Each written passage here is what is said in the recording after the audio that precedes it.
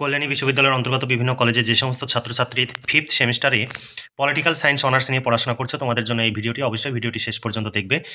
দেখো, fifth semester political science honours DSC 2 option A. Option এতে তোমাদের সিলেবাসে রয়েছে development process and social movement and in contemporary India, অর্থাৎ সমসাময়িক ভারতবর্ষের উন্নয়ন প্রক্রিয়া ও সামাজিক আন্দোলন। 5 ও 10 মার্কের প্রশ্নের সাজেশন 2023-24। তোমাদের 2023 সালের পরীক্ষাটি 2024 সালে হবে বলে 2023-24 উল্লেখ করেছি। তোমরা যদি এই সাজেশন অনুযায়ী প্রশ্ন উত্তরের পিডিএফ কপি সংগ্রহ করতে চাও তাহলে নিচে দেওয়া হোয়াটসঅ্যাপ নম্বরে যোগাযোগ করো এবং 250 টাকা পেমেন্ট করে দিলেই একটি পেপারের শর্ট প্রশ্ন, বড় প্রশ্ন উত্তর সহ কমপ্লিট পেয়ে যাবে।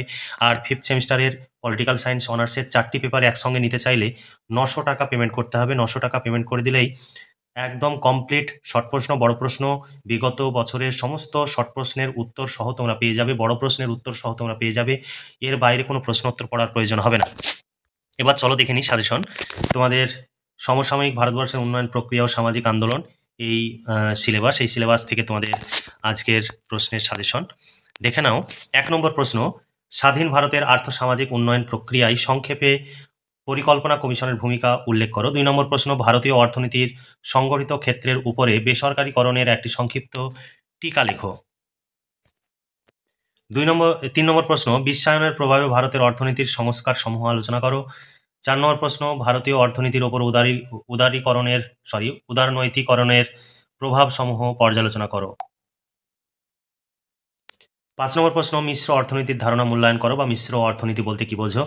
6 নম্বর প্রশ্ন, নীতি আয়োগ সম্বন্ধে সংক্ষিপ্ত টিকা লেখো। 7 নম্বর প্রশ্ন, ভারতের সামাজিক কাঠামোর উপরে বেসরকারীকরণের প্রভাব সম্পর্কে একটি সংক্ষিপ্ত নোট লিখো।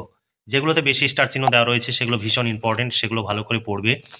এরপরে 8 নম্বর প্রশ্ন দেখো, ভারতের সামাজিক কাঠামোর উপর বিলগ্নীকরণের প্রভাব সংক্ষেপে আলোচনা করো। 9 নম্বর প্রশ্ন, ভারতের অর্থনীতির উপর বিলগ্নীকরণের প্রভাব সংক্ষেপে আলোচনা করো। 10 নম্বরের প্রশ্ন, ভারতীয় সমাজ কাঠামোর উপর ভূমি সংস্কারের যে কোনো একটি প্রভাব লেখো। 11 নম্বর প্রশ্ন, সবুজ বিপ্লবের সম্বন্ধে একটি সংক্ষিপ্ত টিকা লেখো। 12 নম্বর প্রশ্ন, সরকার পরিচালিত শিল্পের উপরে একটি সংক্ষিপ্ত টিকা লেখো। এরপরে 13 নম্বর প্রশ্ন দেখো, ভারতীয় গণতন্ত্রের উপরে নাগরিক অধিকার আন্দোলনের প্রভাব সম্পর্কে আলোচনা করো। 13 নম্বর প্রশ্ন, তেলেঙ্গানা কৃষক আন্দোলনের মূল্যায়ন করো। 15 নম্বর প্রশ্ন, চিপকো আন্দোলনের উপর একটি সংক্ষিপ্ত টিকা লেখো। 16 নম্বর প্রশ্ন, নর্মদা বাঁচাও আন্দোলনের উপর একটি সংক্ষিপ্ত নোট লেখো। 17 নম্বর প্রশ্ন, ভারতে দলিত আন্দোলনের কারণ সমূহ উল্লেখ করো। 18 নম্বর প্রশ্ন, সাঁওতাল বিদ্রোহের মূল কারণগুলি কি ছিল। 19 নম্বর প্রশ্ন, তেভাগা আন্দোলনের উপর একটি সংক্ষিপ্ত টিকা লেখো। তারপরে 20 নম্বর প্রশ্ন, স্বাধীন ভারতে উপজাতি রাজনৈতিক আন্দোলনের সম্পর্কে সংক্ষিপ্ত আলোচনা করো। 21 নম্বর প্রশ্ন, ঝাড়খণ্ড আন্দোলনের সম্পর্কে যা জানো লেখো। তোমরা এই সমস্ত প্রশ্নের উত্তর পেয়ে যাবে। 250 টাকা পেমেন্ট করে শর্ট প্রশ্ন, বড় প্রশ্ন উত্তর সহ পেয়ে যাবে। আর যদি শুধু শর্ট প্রশ্ন নিতে চাও তাহলে 150 টাকা পেমেন্ট করতে হবে। শুধু বড় প্রশ্ন নিতে চাইলেও 150 টাকা পেমেন্ট করতে হবে। আর যদি শর্ট প্রশ্ন বড় প্রশ্ন উভয় নিতে চাও তাহলে 250 টাকা পেমেন্ট করতে হবে একটি পেপারের জন্য। আর 4টি পেপার যদি একসঙ্গে নাও তাহলে 900 টাকা পেমেন্ট করতে হবে। এরপরে চলো দেখে নাও এর পরের প্রশ্নগুলো। 21 নম্বর প্রশ্ন আছে ঝাড়খণ্ড আন্দোলন সম্পর্কে যা জানো লেখো। 22 নম্বর প্রশ্ন, নীরব উপত্যকা আন্দোলন বা মৌন উপত্যকা আন্দোলন বা সাইলেন্ট ভ্যালি আন্দোলন সম্পর্কে যা জানো লেখো।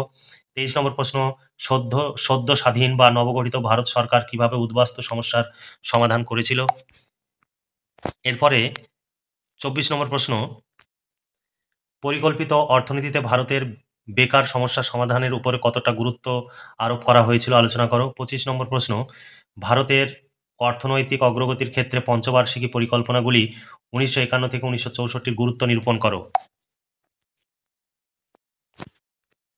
26 নম্বর প্রশ্ন, ভারতবর্ষে দলিতদের অধিকার প্রতিষ্ঠার ইতিহাস আলোচনা করো।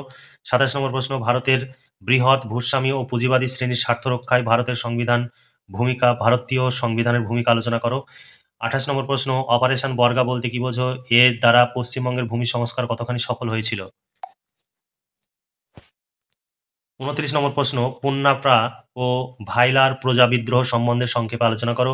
30 নম্বর প্রশ্ন, ভারতীয় অর্থনীতির আধুনিকীকরণের বলতে কি বোঝো। 31 নম্বর প্রশ্ন, মাওবাদী আন্দোলন প্রতিরোধ করবার জন্য সরকার কি কি পদক্ষেপ গ্রহণ করেছিল? এই ছিল 31খানা প্রশ্ন। এই 31খানা প্রশ্নেরই উত্তর রয়েছে এই পিডিএফ কপিতে।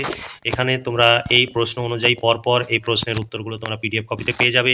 কোন প্রশ্নটি কত সালে পড়েছিল সেগুলো প্রশ্নের শেষে উল্লেখ করে দেওয়া রয়েছে, আর প্রত্যেকটি প্রশ্ন সুন্দর করে পয়েন্ট আকারে লেখা রয়েছে, তোমরা সংগ্রহ করতে পারো। এবং প্রত্যেকটি প্রশ্নের শেষে কত সালে কোন প্রশ্নটি পড়েছিল সেগুলো উল্লেখ করে দেওয়া রয়েছে। এখানে দেখতে পাচ্ছ মিশ্র সংস্কৃতির সংজ্ঞা লেখো, মিশ্র সংস্কৃতির ধারণা দাও, দুটি, একটি 5 মার্ক একটি 10 মার্ক হিসাবে নোটস লেখা রয়েছে। এখানে প্রত্যেকটি প্রশ্ন কত সালে পড়েছে সেগুলো উল্লেখ করে দেওয়া রয়েছে প্রতিটি প্রশ্নের শেষে। এই রকম শর্ট প্রশ্ন তো তুমি সালের প্রশ্নের উত্তর তোমরা পেয়ে যাবে, সেই সঙ্গে অধ্যায় অনুযায়ী সমস্ত শর্ট প্রশ্নের উত্তরও তোমরা পেয়ে যাবে। আর যেগুলো ইম্পর্টেন্ট সেগুলো 3 স্টার 4 স্টার চিহ্ন দেওয়া রয়েছে, আর যেগুলো তেমন গুরুত্বপূর্ণ নয় তবুও পড়া প্রয়োজন সেইগুলো কোনো স্টার চিহ্ন দেওয়া নেই। তোমরা স্টার চিহ্ন দেওয়া প্রশ্নগুলো পড়লেই আশা করি সমস্ত প্রশ্নই কমন পেয়ে যাবে, তবে পারলে সমস্ত প্রশ্নগুলোই দেখে রাখবে। এইভাবে তোমাদের পিডিএফ কপি তোমরা ডেমো দেখতে চাও, আমাদের পক্ষে ডেমো দেখানো সম্ভব নয়, সেই সময় আমাদের নেই, তাই তোমরা এখানে দেখে নাও এবং তোমরা এই পিডিএফ কপি পাবে, এর সঙ্গে ওয়াটারমার্ক যুক্ত থাকবে। আর তোমরা চাইলে নিচে দেওয়া হোয়াটসঅ্যাপ নম্বরে যোগাযোগ করো এবং আজই এই পিডিএফ কপি সংগ্রহ করে পড়াশোনা করে পরীক্ষার জন্য প্রস্তুতি নাও। তাহলে আজকে এই পর্যন্তই। তোমরা অবশ্যই ভিডিওটি বন্ধুদের সঙ্গে শেয়ার করবে এবং ভিডিওতে লাইক করবে, আর কেমন লাগলো সে কথাটি অবশ্যই কমেন্ট সেকশানে লিখে জানাবে। তাহলে আজকে এই পর্যন্ত। তোমরা ভালো থেকো, সুস্থ থেকো এবং খুব ভালোভাবে পড়াশোনা করে ভবিষ্যৎ জীবনে প্রতিষ্ঠিত হও, এই শুভকামনা জানিয়ে আজকে ভিডিওটি এখানে সমাপ্তি ঘোষণা করছি।